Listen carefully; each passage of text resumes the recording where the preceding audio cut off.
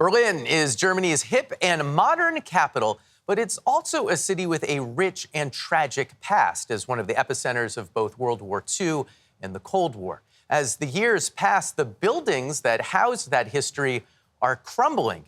And that's its own tragedy, according to a camera-carrying, rule-breaking amateur historian we recently met, who's taken it upon himself to capture Berlin's past before it's lost.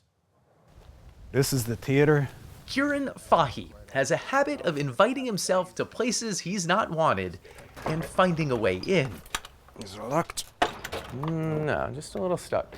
For nearly 15 years, he's been sneaking into abandoned buildings around Berlin. This is for the lights, I guess? Berlin, DDR, country doesn't exist anymore.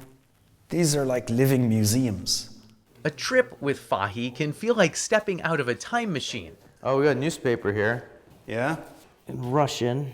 Or, a moment later, like stepping into a horror movie. Oh boy, what's this? The whole time, it feels like a kind of illicit race. But we can't go in, can we not? Oh, okay, yeah, they're all nailed shut. We might have a way here. Have you been caught doing this? Yeah.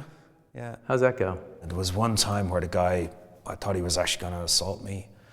He threatened to call the police. He wanted me to delete the photos, and I refused. I would have gladly gone to prison rather than delete those photos. Why? Well, you're never going to get the photos back. His photos now capture the decay of nearly 100 sites, filling the pages of 2 photography books and a website, Abandoned Berlin. What I would suggest is we go to the swimming pool. Okay. This was Fahy's 8th visit to Wunsdorf, a military base where the Nazi High Command orchestrated World War II, and later 75,000 Soviets were based in an enclave known as Little Moscow. I think the colors have faded a bit since the last time I was here. After the Soviet Union fell, Wunsdorf was hastily abandoned, and 29 years later, it's become a time capsule. So these signs are here, what, 80 years? The Russian signs made much more hastily. The Germans printed these very nice ink on metal signs, and the Russians, it looks like with a magic marker, covered them up with the translations. As soon as we got there, Fahy walked straight toward a glass image of a Soviet statue that he had photographed on a prior trip. See all that glass there? Oh, yeah. It laid in pieces on the floor. That someone smashed it to crap. I think, in a way, that actually makes the photos more important, because they're all that's left now, that's it. A lot of places don't preserve the history. Some places have histories that people don't necessarily want to remember, like particularly stories of Jewish persecution. My idea is to take pictures to kind of preserve some memories and tell their stories. Yeah. So how did an Irish transplant to Berlin become an unofficial photographer of Germany's past? Kind of by accident. In 2009, Fahy's then-girlfriend happened to mention a place called Spree Park, an abandoned East German amusement park. And told me, no, but you're not allowed to go in there because there's a sign and it says you're not allowed. And for her, this was the end of the story. But for me, it was like, I had to go in. It was the beginning of the story.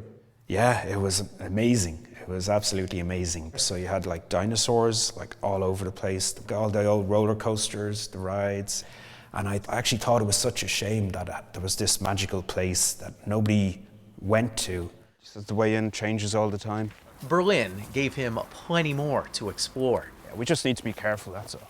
Back in 2014, for a documentary project, Solid enough? Not really.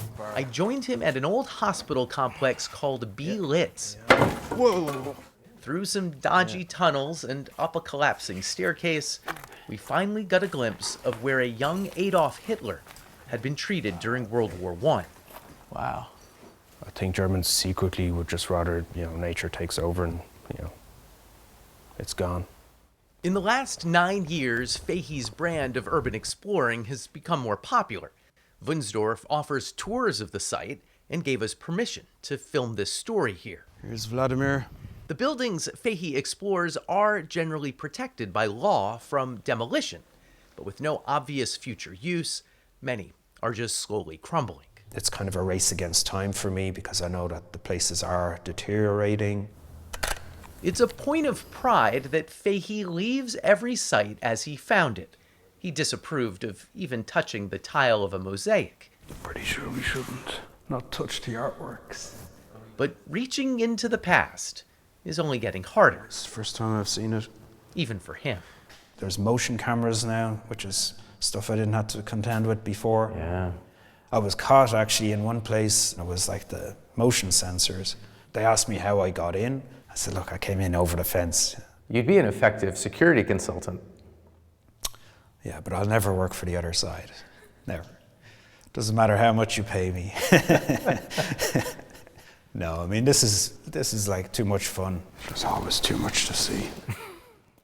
I like that guy. So they let us shoot there. They kick us out at 4 o'clock, and he's like, "It's okay. We'll just sneak right back in." They kick us out. It's amazing to preserve history, and I understand why some people wouldn't want to remember those moments or have that memory of it, but it's important to know the past and to have that image, to have that if these places are crumbling. But the sheer largesse of some of these places, I don't understand why they're completely abandoned.